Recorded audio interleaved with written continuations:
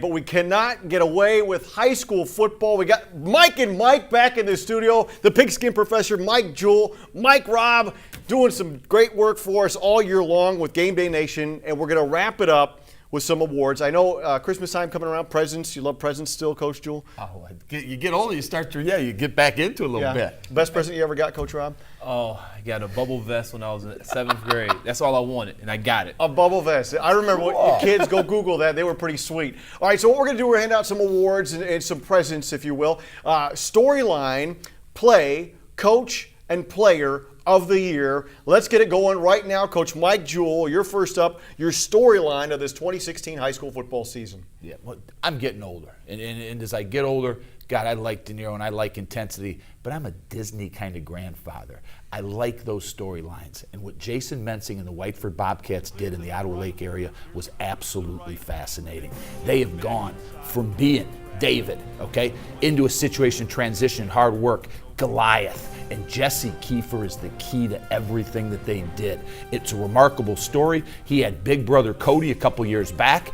As Jesse's progressed into the leader that he is, Thomas Eitner, Connor Hugendorn, what a wonderful story.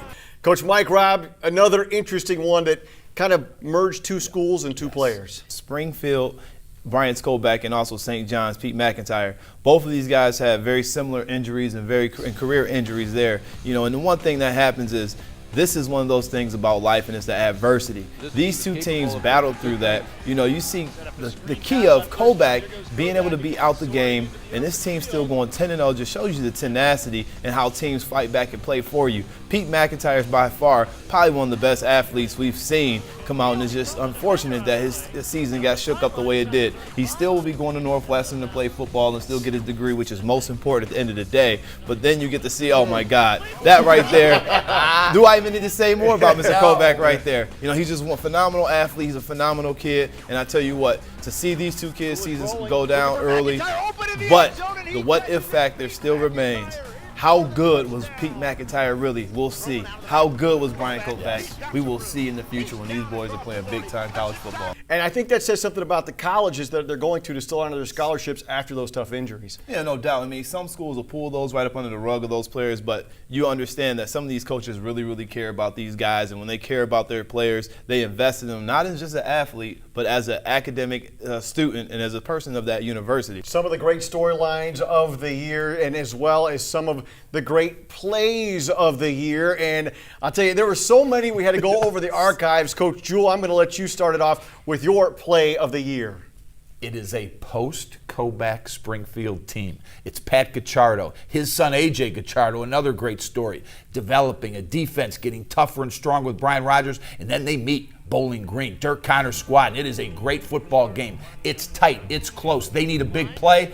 Adam Beal takes the sweep, flicks it back to A.J. Gacciardo. We've got the sweep pass to the quarterback. It's beautiful football. Look at A.J. sell it right here. Top of the line, walks away. He's in motion, gets the pitch, and Beal, Adam Beal, stepping up, doing things. A wonderful slot receiver, Wesley Welker type. How sweet was that? Yeah, but again, we talked about there's so many plays of the year.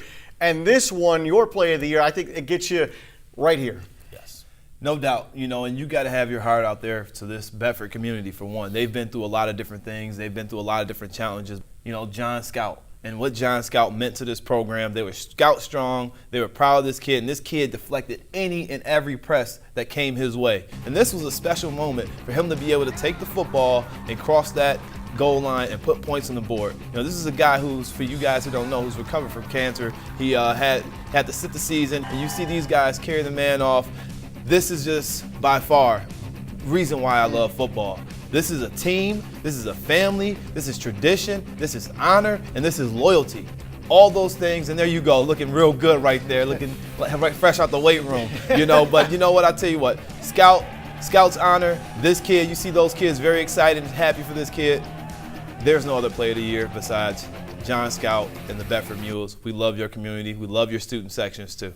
I got choked up doing that story and talking to him, but it was so good to come out and to present that Player of the Week award to him and see him. He had put some weight back on, hair's growing back. He had a little bit more of a stronger gait. So, you know, our prayers continue to go out to John Scout, as we know it's going to be a long road to recovery, but God, it's so good to see him do that and score that touchdown. Pretty good choice for you.